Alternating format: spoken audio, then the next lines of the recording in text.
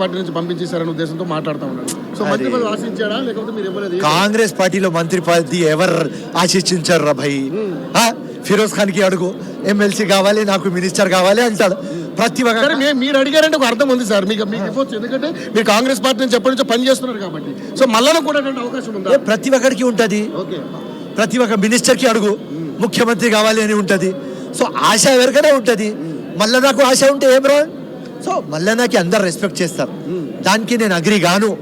కానీ ఒక సబ్జెక్ట్ మీద ఆయన రాంగ్ మాట్లాడినారు కాబట్టి, డిసిప్లిన్ బ్రేక్ చేసినారు కాబట్టి ఇది యాక్షన్ తీసుకున్నాం. సో తెలంగాణ రాష్ట్రంలో మొన్న జరిగినటువంటి ఎన్నికల్లో నేను సపోర్ట్ చేయబట్టి తెలంగాణ రాష్ట్రంలో కాంగ్రెస్ పార్టీ అధికారంలోకి వచ్చింది. నేను 44 నియోజకవర్గాల్లో క్యాంపెయినింగ్ చేస్తే 42 నియోజకవర్గాలు ఎమ్మెల్యేలు గెలిచారని మాట్లాడతాను. 100% అందరు కాంట్రిబ్యూషన్ ఉన్నది. మళ్ళీ నేను అన్న మాటకి ఓకే 100% అందరు కాంట్రిబ్యూషన్ ఉంటేనే వస్తుంది కదా గవర్నమెంట్. ఆయన చేసినారు, ఓకే ఆయన చెప్తున్నాడు మాకు పెద్ద మనసు ఉన్నది. ఎస్, మీ కాంట్రిబ్యూషన్ ఉన్నది, కానీ బీసీ సెన్సెక్స్ మీద మీరు తప్పుగా మాట్లాడినారు. సో మరి ఏంటి కులగణన విషయంలో, మరి బీసీ కులగణన విషయంలో మరి మల్లన్న మాట్లాడిన అంశాల మీద మీరు ఏమైనా ఆత్మ పరిశీలన చేసుకుంటారు? నథింగ్.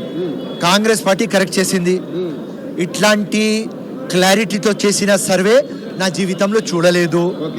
That's all. ఇప్పుడు లెజిస్లేషన్ చేయాలి, ఢిల్లీకి పంపించాలి, ఢిల్లీకి చిత్తశుద్ధి ఉండాలి, అది పాస్ కావాలి. అక్కడనే ఉన్నది ప్రాబ్లం. కానీ ఇక్కడ నుంచి అక్కడ దాకా పంపించింది జబర్దస్త్. బీఆర్ఎస్ చేసింది వన్ డేలో 4 crores మంది ఎట్లా చేస్తారా అన్న?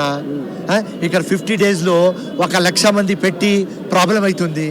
సో సైంటిఫిక్గా ప్రూవ్డ్ సర్వే కాబట్టి, టెక్నికల్గా ప్రూవ్డ్ సర్వే కాబట్టి కాంగ్రెస్ సర్వే సూపర్. హిస్టరీ ఎవరు చేయలేరు. దానికోసం నంబర్ 1 సర్వే. సో మళ్ళీ చేస్తున్న సర్వేకి ఏ విధంగా చెప్తారు? మళ్ళీ తమ్ముడు 3.5 lakh హౌస్ హోల్డ్స్ మిస్ అయినారు కదా, వాళ్ళకు కూడా తీసుకుంటున్నాం కదా. దానిలో తప్పు ఏం? అందరికి ఇంక్లూసివ్ చేయాలి కదా. సో దానిలో మీరు రాంగ్ చేసి తీసుకోకండి. రాంగ్ తీసుకోవట్లే, కానీ మళ్ళీ అడుగుతున్న క్వశ్చన్ చేస్తున్నాడు.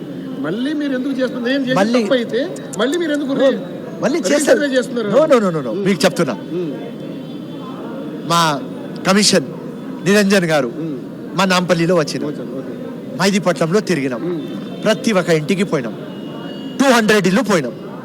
ఒకటే ఇల్లు చెప్పింది మా దగ్గర రాలేదు, ఎందుకంటే ఆ రోజు వాళ్ళు లేరు. అంతే. 199 చెప్పినారు, మా దగ్గర వచ్చినారు. ఎవరు చెప్పలేదు.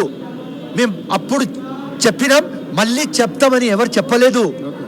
ఇది మీకు క్లారిటీ ఇస్తున్నా. సో ఆ ప్రచారం టోటల్ బోకస్ రాంగ్. కానీ ముఖ్యంగా చూసుకుంటే మంత్రులు ఎవరో కూడా రేవంత్ రెడ్డి గారికి సపోర్ట్గా లేరు.